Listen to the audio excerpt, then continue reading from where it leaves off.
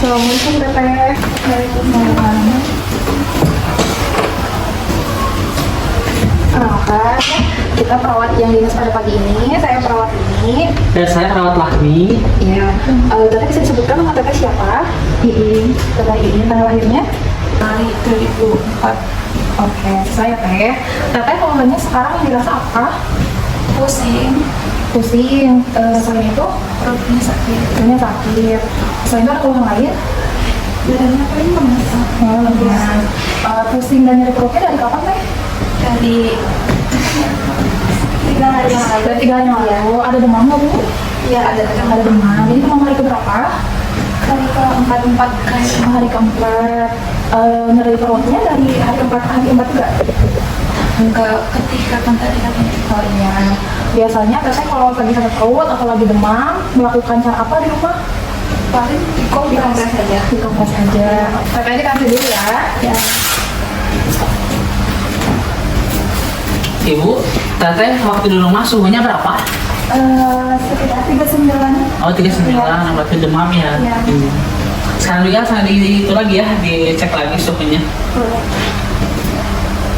Teteh sekarang merasa nih masih panas? Suhunya masih panas. Ya, sambil nanti termometer lagi ya.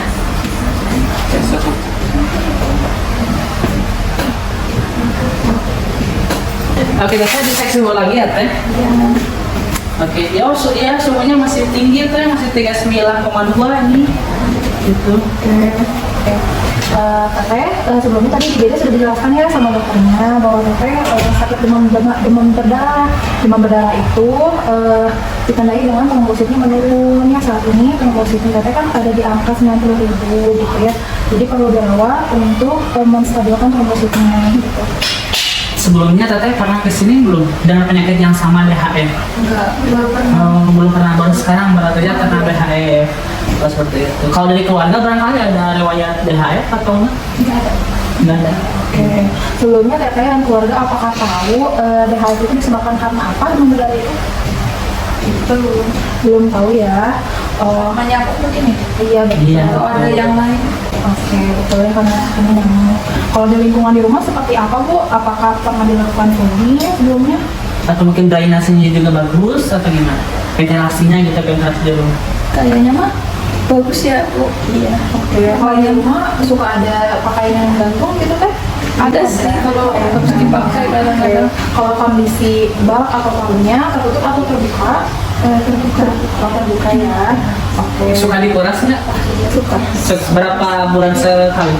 Ada sebulan sekali. Oh, sebulan sekali. Di wilayah RT itu atau RW apa ada yang pernah kena demam berdarah juga? Ada sih. Kayaknya tetangga? Iya, kayaknya gara-gara mungkin buat di dekat rumah ada yang buka kayaknya. Oh, Nanti paling kita akan melakukan penyuluhan lagi ya untuk selanjutnya perawatan seperti apa.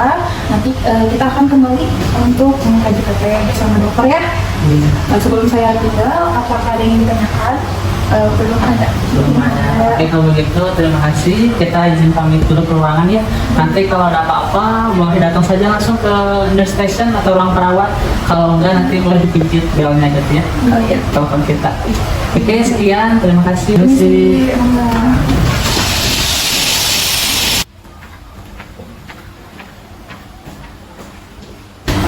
Ibu, tadi kita sudah dari pasien baru gitu ya, pengkajian sama anamnesa mengenai kondisi pasien sama keluhannya hari ini. Kita pas datang, pasien itu kan dari IGD gitu, dan ketika diperiksa tanda-tanda vitalnya tekanan darahnya 160, suhunya 39,2 tadi, terus pasien juga mengeluh ini ya, pusing, mual, muntah gitu.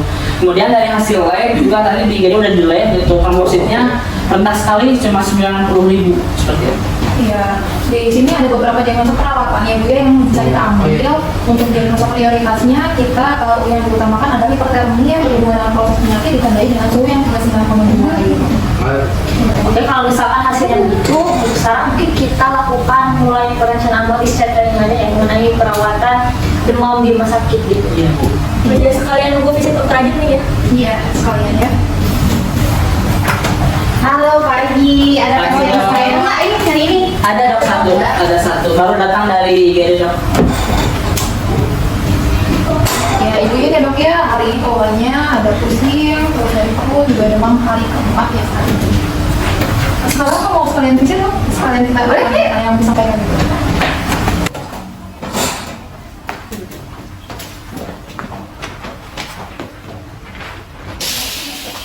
Pagi Teteh. Perkenalkan, saya Dr. Sisil, spesialis penyakit dalam yang akan merawat Teteh. Kalau boleh tahu Teteh namanya siapa? Dari saya dulu ya. Oke. Teh Iin, saya dengar dari nurse ini Teteh sudah mengalami demam ya Teh ya? Berapa hari Teh udah mengalami demamnya Teh? 4 hari. Selain demam, apakah ada yang dirasakan Teh? Ada mual, muntah. Ada mual sama muntah. Kalau gitu saya periksa dulu ya. Misi. Oke, tadi ada mual sama muntah. Saya periksa perutnya dulu ya.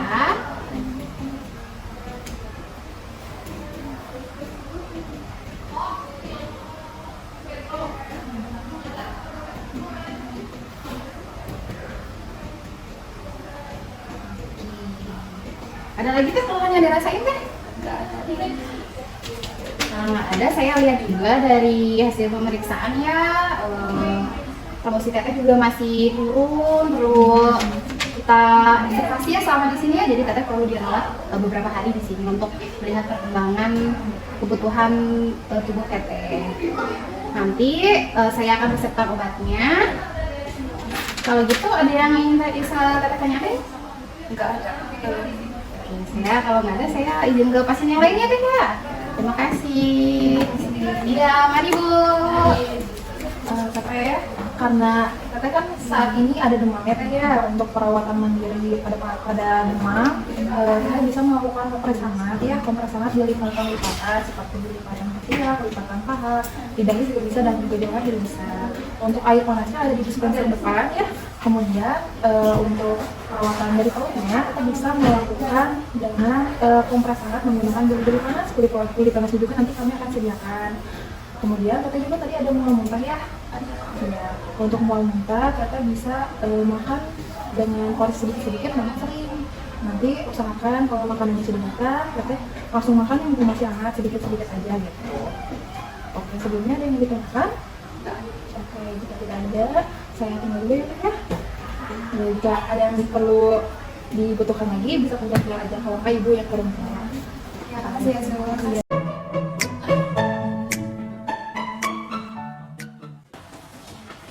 Assalamualaikum Ibu. Waalaikumsalam. Perkenalkan, nama saya Perawat Tahmi yang bertugas hari ini gitu. Ini saya bertujuan untuk memberikan format rencana discharge planning pada pasiennya Iin di ruang mawar Ibu. Observasi menunjukkan, saya menunjuk observasi bahwa pasien ini udah membaik gitu. Kemudian dari hasil laboratorium ini juga menunjukkan trombosit sama hematokrit juga udah normal. Selain itu di asuhan perawatan emangnya Iin itu hari ini dilaksanakan discharge planning gitu. Bagaimana pendapat Ibu, apakah Ibu menyetujuinya? Ibu boleh lihat dulu formulir rencana discharge planning ini. Oke, mungkin sebelumnya yang ingin saya tanyakan itu difokuskannya apa itu untuk riset yang ini selanjutnya? Oke, jadi buat fokusnya gitu nanti saya akan memberikan penyuluhan pada pasien dan juga keluarganya gitu ya mengenai apa namanya pencegahan DHE, kemudian apa saja yang perlu diperhatikan saat di rumah gitu. Kemudian nanti saya akan memberikan leaflet juga buat pasien dan keluarga supaya bisa dibawa pulang ke rumah gitu. Baik, kalau misalnya itu nanti kita diskusikan sama dokter Jessica ini ya. Siap Ibu. Terima kasih Ibu, kalau begitu saya izin pamit ke ruangan kembali. Assalamualaikum. Waalaikumsalam.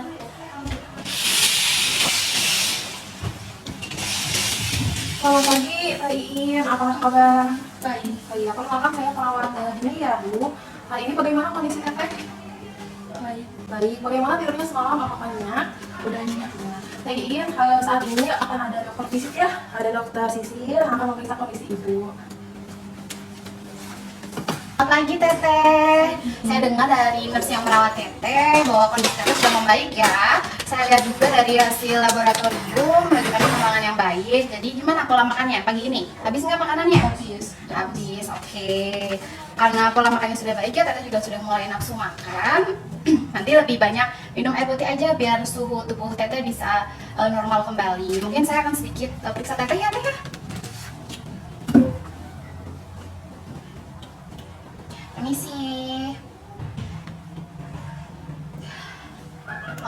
hasil pemeriksaan saya semuanya sudah normal ya, sudah baik. Hanya saja Teteh masih perlu banyak istirahat. Untuk kedepannya, untuk beberapa hari Teteh mungkin harus bed rest terlebih dahulu ya, biar kondisi Teteh cepat membaik. Ya, baik Teh, untuk pemeriksaannya saat ini sudah selesai. Sebelum kami tinggalkan, apa ada yang ingin ditanyakan? Oke, yang itu kami izin pamit terlebih dahulu ya.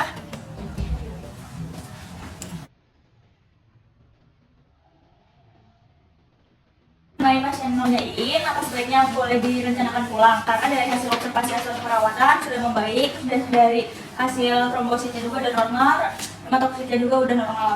Apa perlu diistirahat di rumah saja ya?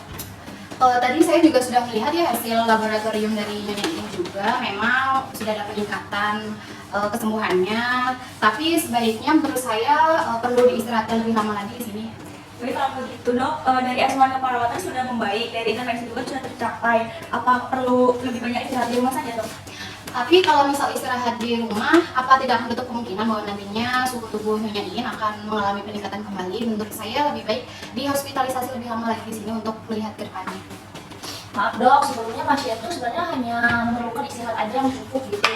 Nah jadi kami sepakati pasien bisa di rumah aja gitu untuk menstabilkan kondisinya. Iya dok, mengenai penanganan demam yang namanya di kamu itu lagi, kita sudah merencanakan di training. Ini nantinya kita diberikan asuhan perawatan pasien mengenai yang diperlukan di rumah. Nah iya dok, jadi discharge planning itu nanti yang akan bertugas itu perawat-perawat yang bertugas pada hari ini. Baik, kalau sudah dibuatkan discharge planning, saya harap discharge planning yang diberikan dapat dipahami oleh pasien dan keluarga sehingga nanti pasien dapat melakukannya sendiri ketika di rumah. Ya terus nanti juga kita akan memberikan request itu kepada keluarga pasien agar informasi lebih tersampaikan. Jadi bagaimana apakah Nyonya Iin bisa dipulangkan hari ini? Kalau sudah matang begini ya bolehlah kita pulangkan hari ini. Nanti saya berikan resep dan obat untuk pasien. Jadi dok, formatnya. Sebentar ya, saya isi terlebih dahulu. Dan selama ini formatnya sudah saya izinkan yang untuk perencanaan pulang Nyonya Iin. Baik Ibu, nanti akan saya siapkan terlebih dahulu ya Bu. Udah segini? Ya Mas. Nanti tolong panggilin keluarga pasien Nyonya Iin ya untuk suruh datang ke ruang perawat. Baik Oke, Mas. oke, terima kasih. Ya. Selamat pagi Teh Iin, bagaimana kabarnya? Baik. Teh Iin, saya ingin menginformasikan ya, Teh Iin kan sudah divisit oleh dokter. Dari hasil pemeriksaan dan hasil laboratorium, Teh Iin sudah cukup baik ya, Teh Iin udah lebih baik lagi. Saya sudah menunjukkan hasilnya juga bahwa Teh Iin sudah normal ya hasilnya. Maka Teh Iin sudah dibolehkan pulang. Untuk keluarga, saya minta untuk ke ruang perawatan dulu ya Bu ya, untuk ada yang disampaikan dulu. Iya baik, terima kasih Nas. Iya. Selamat pagi Ibu, kok tadi Nyonya Iin? Iya. Nah kebetulan sesuai dengan hasil pemeriksaan dokter bahwa Nyonya Iin itu udah bisa diistirahatkan di rumah, melakukan perawatan di rumah karena udah membaik juga. Seperti itu Ibu. Oh jadi anak saya ini sudah diperbolehkan pulang ya? Iya udah bisa pulang hari ini dan ini udah ada resep obat yang harus ditebus gitu sebelum pulang. Ini mungkin resep obatnya Ibu. Baik. Baik, Ibu, untuk email sebelum pulang, nanti kami dari perawat akan meminta waktunya dulu ya untuk menemukan bagaimana cara pemulihan pasien gitu ya di rumah. Nanti paling saya perlu untuk memberikan persetujuan untuk penyembuhannya ya kan, kalau minta tanda tangan oleh pasien dan juga keluarga. Iya boleh. Ya jadi sebelumnya nanti akan diberikan dulu penyuluhan ya Ibu ya, biar Ibu nanti di rumah tahu bagaimana cara merawatnya gitu. Bagaimana Ibu mau bersedia? Siap bersedia. Nah mungkin nanti akan lebih diperjelas lagi oleh perawat Lahmi ya Bu ya, biar semuanya paham ya Bu ya. Ya baik. Kalau begitu terima kasih ya. Terima kasih dokter. Selamat pagi Teh Iin. Pagi. Gimana keadaannya hari ini? Udah lebih baik Udah baik ya, udah membaik ya. Masih pusing nggak? sedikit. Masih panas?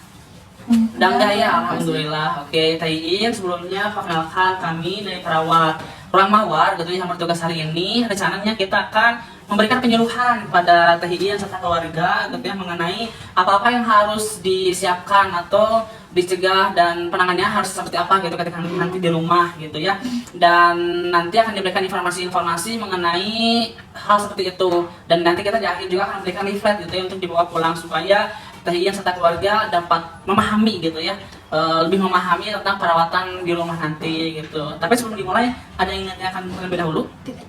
Tidak. Oke, kalau tidak ada gitu ya, nanti kita akan memberikan informasi-informasi atau penyuluhan mengenai hal-hal apa saja yang perlu diperhatikan gitu ya. Dan nanti juga kita akan mengulang gitu ya supaya pasien dan juga keluarga lebih paham. Dan pemberian penyuluhannya nanti akan dilakukan oleh teman saya gitu ya. Ini ada nurse Lily gitu yang akan memberikan penyuluhannya seperti itu. Bagaimana kakak bisa dimulai? Bisa. Oke, silakan. Ini sebelumnya bisa sambil dibaca aja ya, sambil saya jelaskan. Sebelumnya Teteh sama Ibu apakah sudah tahu DHF itu apa? Yang saya tahu sih penyakit demam ya, demam berdarah. Nah itu tuh karena digigit nyamuk ya, setahu saya. Betul sekali Kak Iin, DHF itu demam berdarah dengue ya, yang disebabkan oleh gigitan nyamuk dengue. Nah, bagaimana sih kita cara untuk memutuskan penyebarannya, yaitu dengan cara memutuskan vektor nyamuk penyebabnya. Yaitu bagaimana sih cara kita memutuskan vektor penyebab nyamuk, yaitu dengan cara 3M+ ya. 3M-nya apa aja? Bisa dilihat ya di gambar yang paling samping, ada menguras ya, bisa menguras bak-bak mandi di rumah atau air-air yang menggenang ya, kemudian ditutup biar nyamuknya tidak masuk. Kemudian dan juga mengubur seperti sampah-sampah atau gundukan barang tidak terpakai ya, supaya tidak ada nyamuk-nyamuk yang menginap di situ. Nah, kemudian gejalanya tandanya apa aja nih? Kayak seperti sakit kepala, demam tinggi ya teh ya. Nah, kalau misalkan Teteh nanti di rumah ada demam tinggi lagi, untuk penanganan lebih awal, Teteh bisa mengompres ya air hangat. Dan Teteh juga bisa minum yang banyak untuk mengurangi atau mencegah ya panasnya lebih tinggi seperti itu. Dan juga kalau misalkan Teteh ada mual muntah ya, biasanya demam berdarah juga ada mual muntah.